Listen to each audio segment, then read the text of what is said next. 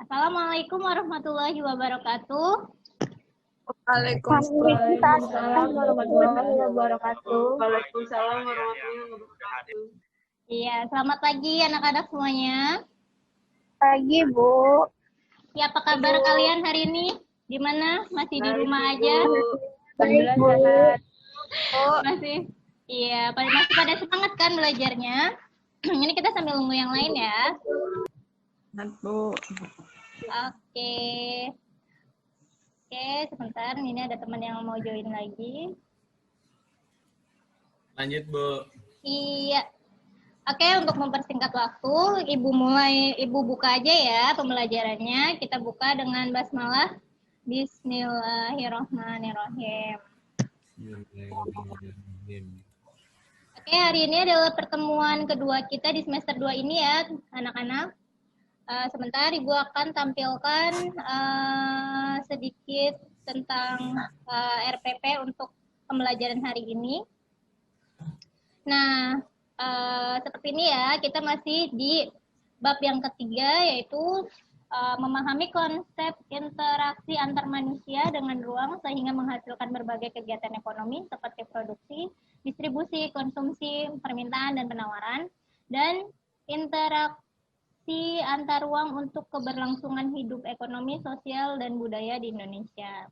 Oke, kita masih di bab yang pertama, maksudnya di bab pertama di bagian yang masih di bagian yang pertama juga, yaitu tentang kelangkaan dan kebutuhan, tapi kita di pertemuan kedua ini kita masuk ke bagian yang kedua, yaitu tentang kebutuhan manusia. Di sini pendekatannya Ibu menggunakan pendekatan information progressing model, dan juga ada model metode pembelajarannya, ada pembelajaran kontekstual dengan ceramah, tanya jawab, dan penugasan.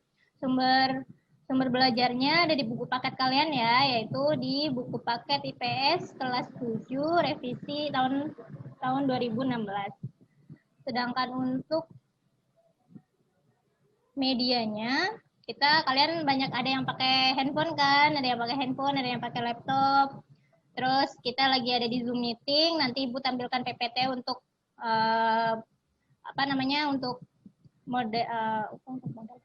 untuk ini pembelajarannya. Terus nanti penugasan ada kalian kirim lewat WhatsApp grup atau Japri ke Ibu juga boleh. Terus nanti kalian absen di Google Form di link yang nanti Ibu share di grup WhatsApp ya. Sekarang ada pendahuluan. Oke, pendahuluan udah di kita pembuka. Tadi ada pembukaan, berdoa, sekilas saja ya, karena kita sedang PJJ, jadi untuk alokasi waktunya juga tidak seperti biasa, yang biasanya 40 menit, 2 kali 40 menit, sekarang kita hanya ada 2 kali 25 menit. Oke? Apalagi ya, sudah kayaknya di sini. Nah.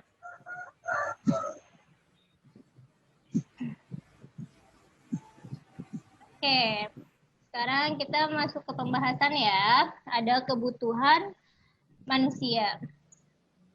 Sebelum itu, nah untuk pertama-tama sebelum kita lanjut ke materi selanjutnya, Ibu akan mengulang dulu sedikit tentang pertemuan kita yang kemarin, yaitu tentang kelangkaan. Yaitu kelangkaan adalah suatu kondisi di mana manusia tidak mempunyai cukup sumber daya untuk memuaskan kebutuhannya. Nah, dari pengertian kelangkaan ini bisa dipetik 2 pengertian lagi atau dua unsur di dalamnya, yaitu yang pertama, alat pemenuh kebutuhan tidak cukup untuk memenuhi kebutuhan, dan yang unsur kedua, untuk mendapatkan alat pemuas kebutuhan memerlukan pengorbanan yang lain. Nah, di kelangkaan kemarin Ibu kan udah banyak menjelaskan, dan di situ sudah sering disebut-sebut ada kata kebutuhan. Apa sih itu kebutuhan? Kebutuhan adalah suatu keinginan terhadap suatu barang dan jasa untuk menuntut adanya pemenuhan. Apabila tidak dipenuhi, maka akan mempengaruhi kehidupan. Dalam pemenuhan kebutuhan, manusia atau rumah tangga itu perlu adanya skala prioritas. Skala prioritas adalah daftar yang berisi tentang kebutuhan yang harus dipenuhi, tetapi harus disesuaikan dengan penghasilan rumah tangga itu sendiri.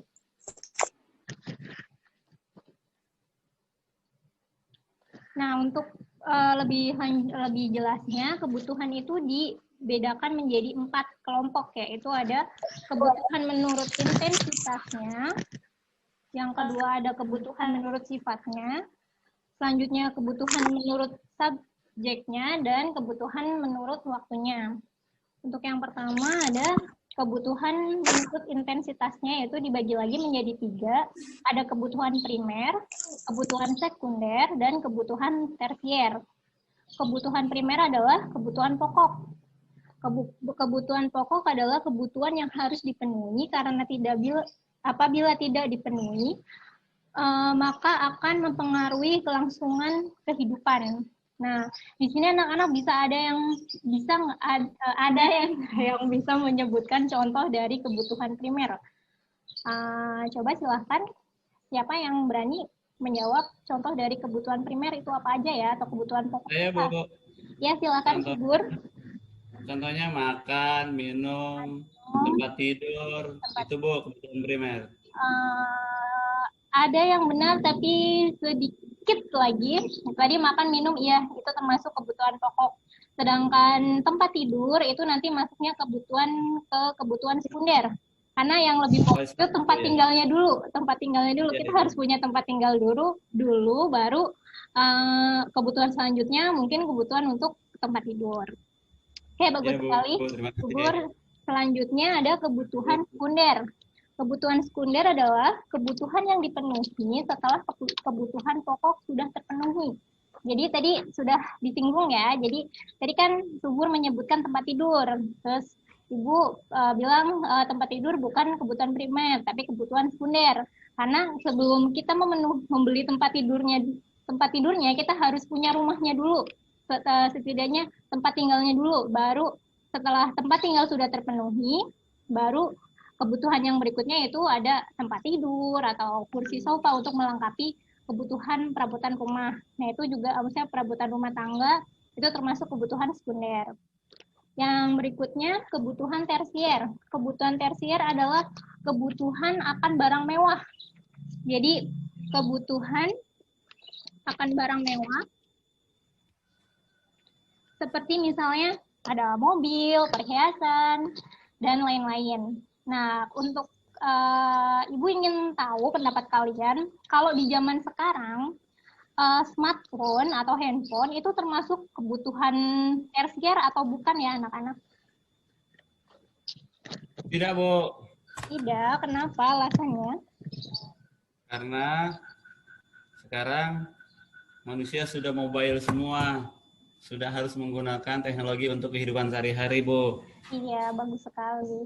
Iya, betul sekali. Kalau zaman dulu, zaman waktu Ibu masih kecil, handphone atau telepon genggam itu adalah termasuk barang mewah, barang mahal, barang yang hanya bisa dibeli oleh orang-orang tertentu saja. Tidak semua orang bisa membeli handphone. Tapi zaman sekarang, karena dengan kemajuan teknologi dan juga emang kebutuhan manusia yang semakin bertambah, sehingga menjadikan smartphone atau handphone menjadi kebutuhan, mungkin bisa dibilang kebutuhan sekunder kalau sekarang. Seperti itu. Oke, lanjut untuk kebutuhan berdasarkan sifatnya, yaitu ada 2, kebutuhan jasmani dan kebutuhan rohani. Kebutuhan jasmani adalah kebutuhan yang berhubungan langsung dengan badan, dengan fisik manusia. Dan kebutuhan rohani adalah kebutuhan yang berhubungan dengan jiwanya manusia. Nah, untuk kebutuhan jasmani dan rohani, ada yang mau memberikan contoh kebutuhan dari kebutuhan jasmani apa ya? Siapa yang mau menjawab? Olahraga, Bu. Maaf Bu, saya telat Bu. Ya, nggak apa-apa, Ma Arif. Olahraga, iya, itu Evo kebutuhan banget. jasmani. Selain itu, apalagi ada yang bisa menambahkan? Makan, Bu. Makan, iya, makan itu termasuk Olahraga, Bu. Iya, olahraga, makan. Bu, mari terlambat tuh, suruh ngepel dulu di Bu, depan. kalau bahagia butuh nggak Bu? Butuh itu adalah salah satu kebutuhan rohani, yaitu bahagia. Nah, untuk mewujudkan Ibadah juga ya Bu rohani. Iya, betul. Ibadah, kebahagiaan itu salah satunya dengan menjalankan hobi atau pergi berekreasi. Refreshing Bu. Iya, refreshing, betul. Oke, terima kasih ya anak-anak jawabannya. Selanjutnya, kebutuhan menurut sifatnya. Sifatnya sudah. Kebutuhan menurut waktu penggunaannya. Iya, itu ada 2, kebutuhan sekarang dan kebutuhan masa yang akan datang. Kebutuhan sekarang adalah kebutuhan yang harus segera dipenuhi. Contohnya, orang sakit membutuhkan obat. Nah, jadi dia harus memenuhi obat tersebut untuk dapat sembuh. Sedangkan kebutuhan yang masa yang akan datang adalah kebutuhan yang bisa ditunda. Misalnya yang orang tua menabung untuk kebutuhan pendidikan anaknya di masa depan, seperti itu. Itu untuk contoh kebutuhan masa yang akan datang. Berikutnya ada kebutuhan menurut subjeknya. Ada kebutuhan individu dan ada kebutuhan kelompok. Kebutuhan individu yaitu kebutuhan perorangan, orang perorangan. Jadi setiap orang satu dengan yang lainnya. Misalnya subur dengan ma'arif, walau mereka berdua memiliki kebutuhan yang ada perbedaan. Maksudnya memiliki kebutuhan yang berbeda-beda. Terus kebutuhan kelompok yaitu kebutuhan yang dibutuhkan oleh sekelompok manusia atau sekumpulan manusia. Nah, untuk kebutuhan ini, kebutuhan individu pertama, siapa yang bisa jangan yang individu, yang kelompok saja. Kebutuhan kelompok kira-kira contohnya apa ya anak-anak? Contohnya pembangunan jembatan, Bu. Jembatan. Itu. Terus apa lagi? Pembangunan tempat ibadah, sama rumah sakit juga bisa. Iya, betul sekali. Ya, kebutuhan kelompok itu biasanya menyangkut tentang dengan fasilitas umum atau fasilitas yang digunakan secara bersama-sama. Oke, selanjutnya kita membahas tentang alat-alat pemenuh kebutuhan.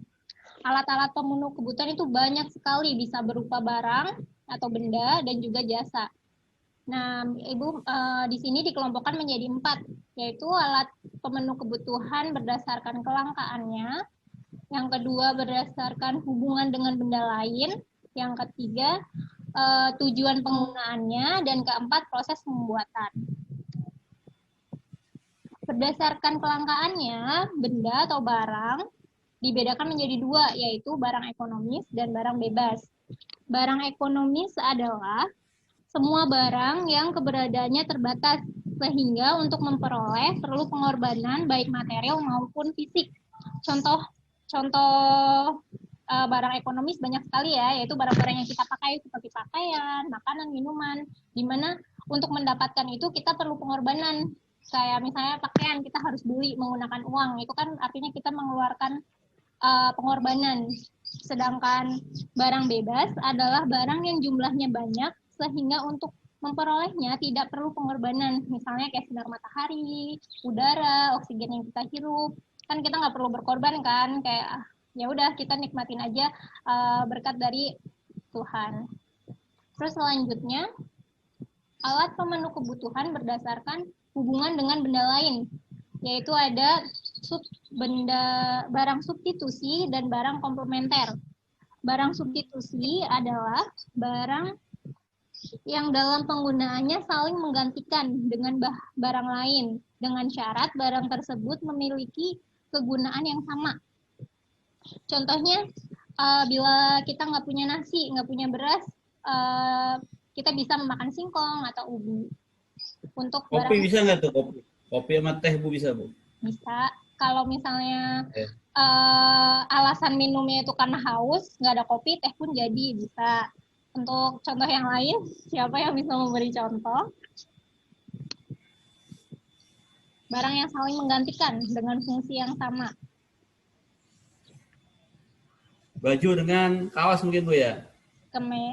Baju dengan kaos.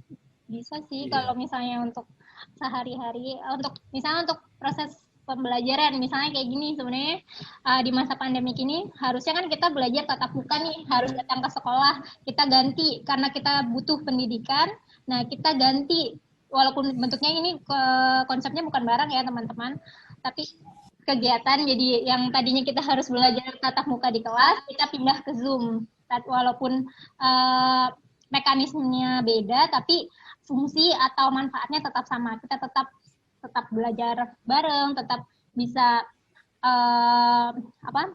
menjalankan pembelajaran. Oke, yang kedua tadi ada barang komplementer, yaitu barang yang penggunaannya sepertinya Ibu salah. Maaf ya anak-anak. Tadi untuk barang yang tadi Ibu jelaskan yang pertama, yaitu barang komplementer. Substitusi, Bu.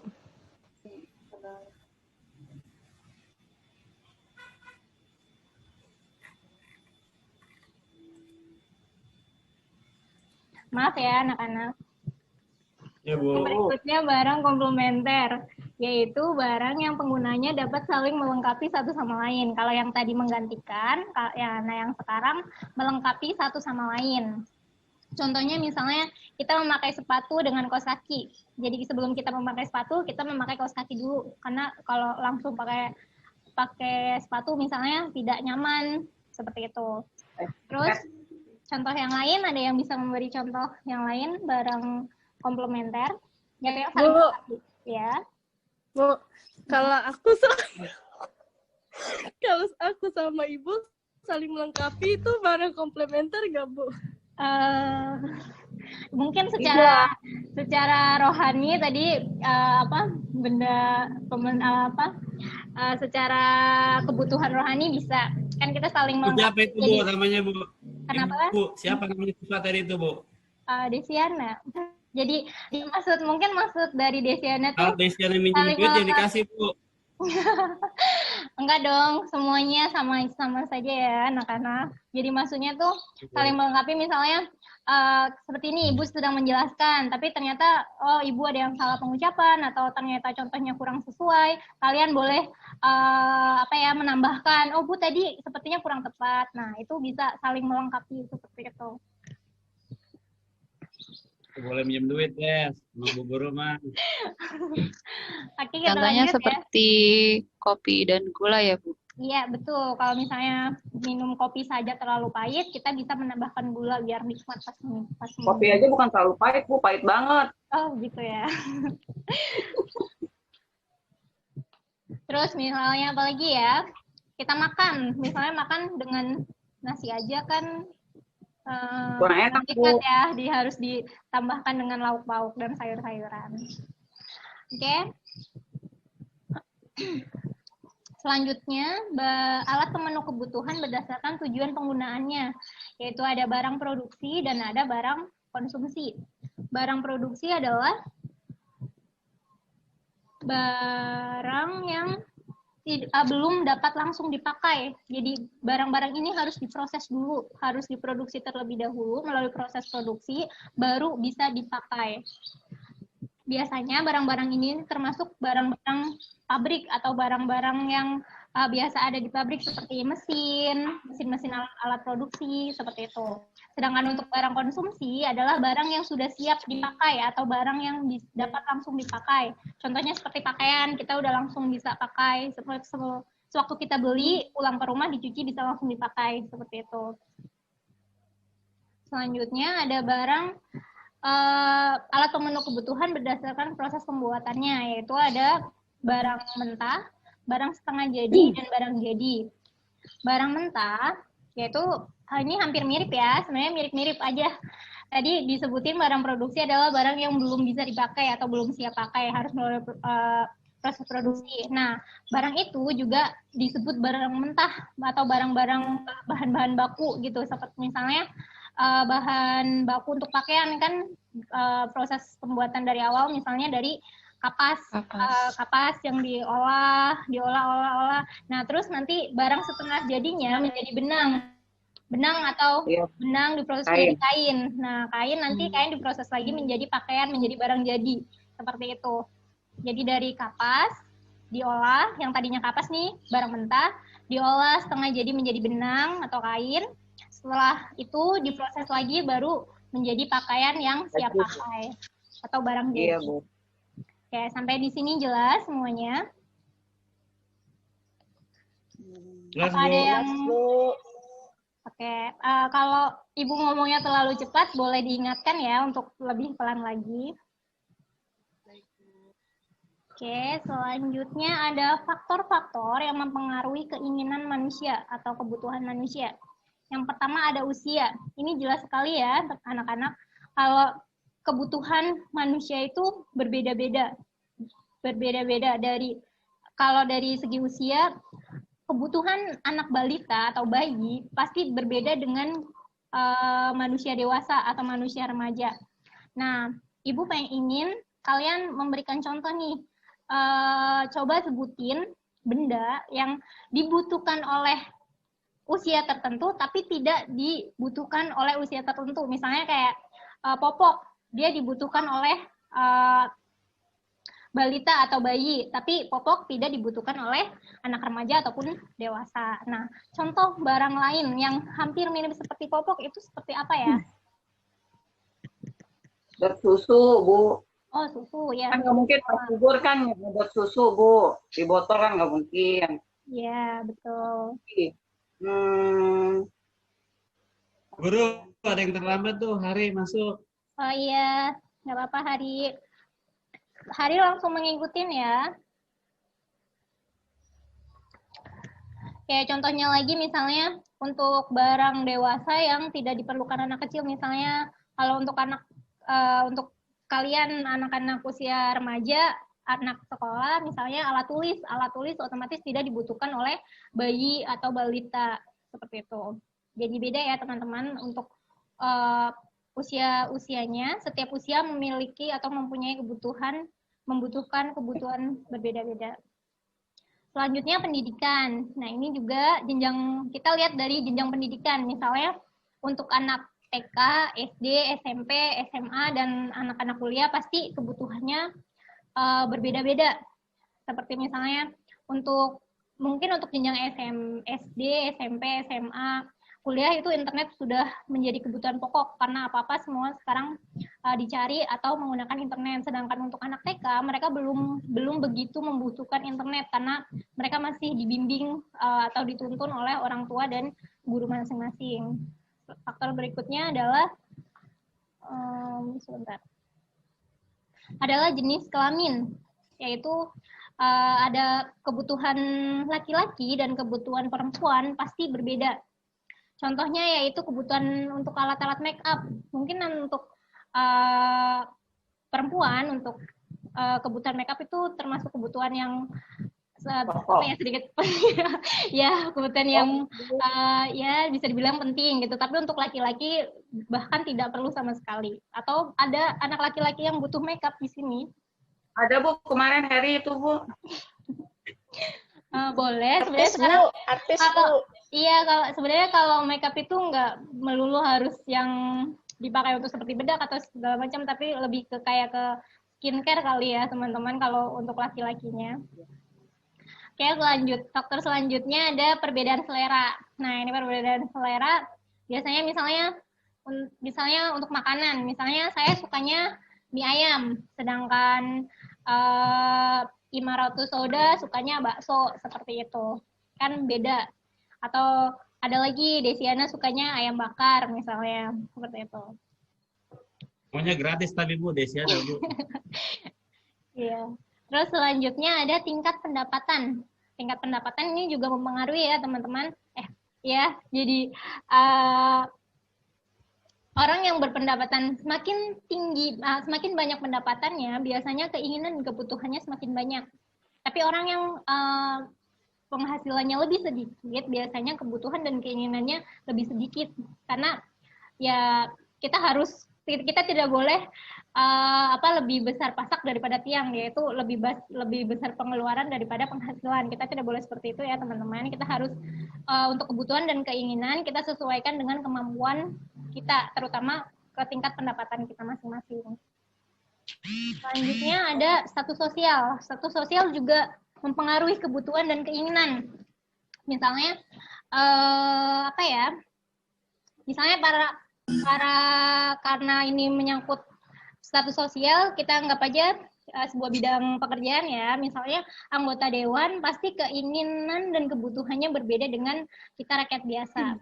Misalnya kalau anggota dewan butuh ke luar negeri untuk studi banding misalnya, sedangkan rakyat biasa seperti kita ya nggak perlu juga gitu, atau enggak kita ke sana pun untuk jalan-jalan, bukan untuk studi banding atau urusan negara lainnya. Terus selanjutnya ada kemajuan IMTEK, ilmu pengetahuan dan teknologi. Semakin maju teknologi, semakin ada aja kebutuhan yang harus kita penuhi. Misalnya dulu sebelum ada smartphone, dulu kan handphonenya masih handphone sekarang bilang handphone jadul ya teman-teman, handphone biasa. Dulu kita belum begitu mengenal internet, jadi yang kita butuhkan ya cuma pulsa untuk nelpon dan SMS. Tapi sekarang justru malah pulsanya itu digunakan untuk paketan data internet. Kita lebih sering menggunakan internet atau menggunakan aplikasi yang menggunakan internet daripada pulsa biasa untuk menelpon atau SMS, karena memang sekarang sudah banyak platform atau aplikasi chatting yang kita hanya butuh menggunakan internet. Itu. Selanjutnya ada tempat tinggal. Nah, sebenarnya ini tempat tinggal dan faktor berikutnya ada sumber daya alam. Itu masih saling berhubungan. Untuk tempat tinggal, misalnya orang yang tinggal di pesisir pantai, pasti kebutuhannya akan berbeda dengan orang yang tinggal di dataran tinggi. Karena berdasarkan tempat tinggal tersebut, sumber daya alam mereka itu berbeda. Misalnya orang yang di pesisir, sumber daya alam mereka itu lebih tergantung pada sumber daya laut atau sumber daya alam yang dihasilkan oleh laut, seperti misalnya ikan, terus hasil-hasil laut, rumput laut, dan pariwisata misalnya. Sedangkan di dataran tinggi, di sana kan nggak ada laut nih, adanya sumber daya alam mereka, adanya misalnya perkebunan sayur, terus ada hutan kayak penghasil karet atau kelapa sawit seperti itu. Nah, dari ini dua faktor ini, tempat tinggal dan sumber daya ini, kebutuhan mereka akan berbeda atau keinginan mereka juga akan berbeda. Orang yang tinggal di pesisir akan membutuhkan sayur-sayuran yang adanya atau hanya tumbuh di daerah pegunungan atau dataran tinggi. Sedangkan orang di dataran tinggi akan butuh ikan laut atau hasil laut yang hanya dihasilkan oleh daerah pesisir seperti itu. Jadi orang yang di pegunungan, mereka karena sudah terbiasa makan sayur, makan hasil-hasil bumi, mereka bukan karena itu kebutuhan sudah terpenuhi semua, sedangkan kebutuhan ikan lautnya belum terpenuhi kayak gitu. Sedangkan yang di pesisir sebaliknya, kebutuhan untuk ikan lautnya sudah terpenuhi karena memang mereka gampang untuk mendapatkan, tapi untuk sayur-sayurannya mereka tidak bisa memenuhi karena memang jarang, atau kalaupun ada variasinya lebih sedikit seperti itu.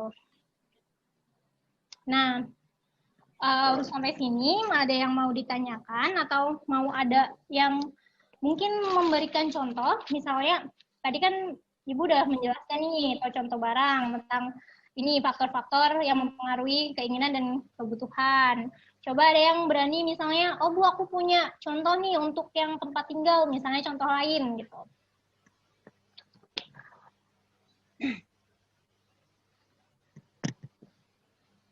Silakan kalau ada yang mau ditanyakan atau mau memberikan contoh.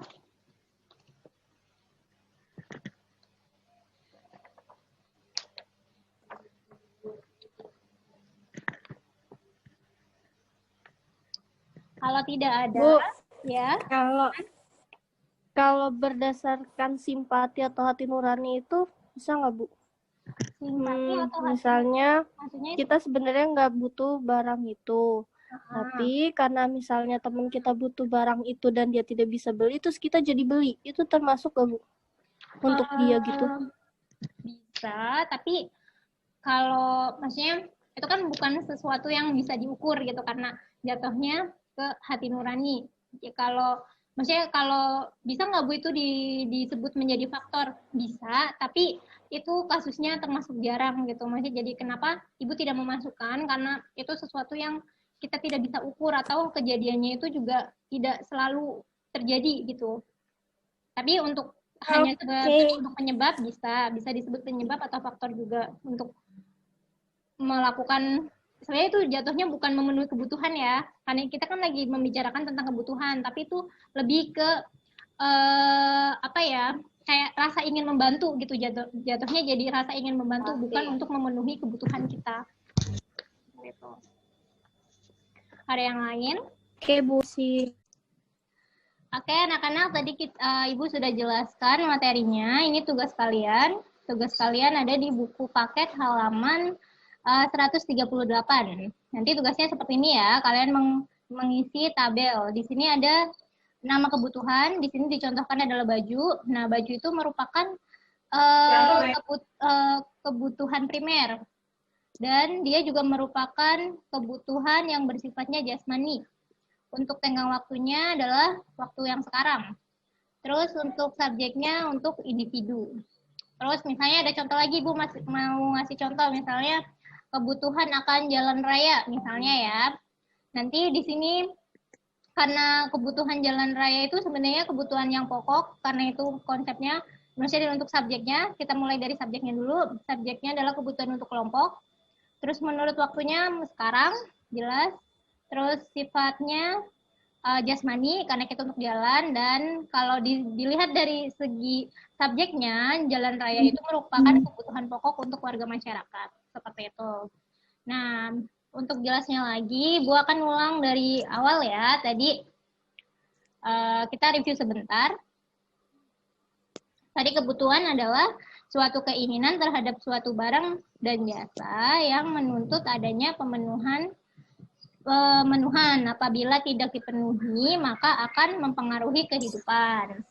Terus, sedangkan ini adalah macam-macam kebutuhan. Tadi menurut intensitasnya ada yang primer, sekunder, tersier. Sedangkan menurut sifatnya ada jasmani dan rohani. Menurut waktunya ada sekarang dan masa yang akan datang. Dan untuk subjeknya ada individu dan kelompok. Sedangkan untuk alat-alat pemenuh kebutuhan berdasarkan kelangkaannya ada barang ekonomis dan barang bebas. Terus berdasarkan hubungan dengan benda lain atau barang lain ada substitusi dan komplementer. Dan berdasarkan tujuan penggunaannya ada barang produksi dan barang konsumsi. Yang terakhir adalah menurut proses pembuatannya ada barang mentah, barang setengah jadi, dan barang jadi. Sedangkan untuk faktor-faktor yang mempengaruhi kebutuhan atau keinginan manusia, yang pertama ada usia, pendidikan, jenis kelamin, perbedaan selera, tingkat pendapatan, status sosial, kemajuan iptek, tempat tinggal, dan sumber daya alam. Nah, sampai di sini kalian ada pertanyaan atau materi yang belum jelas yang Ibu sudah sampaikan tadi? Atau sudah paham semua? Sudah jelas, Bu. Sudah jelas. Oke, nanti kalau misalnya tiba-tiba pas ngerjain tugas masih ada yang kebingungan, Paham, boleh Ibu. ya, boleh japri ke Ibu ya, silakan aja. Jangan lupa tugas dikumpulkan hari ini, Ibu tunggu sampai jam 3. Karena kalian kalau nggak kayak gituin molor terus mengumpulin tugasnya. Jadi Ibu kasih batas waktu ya.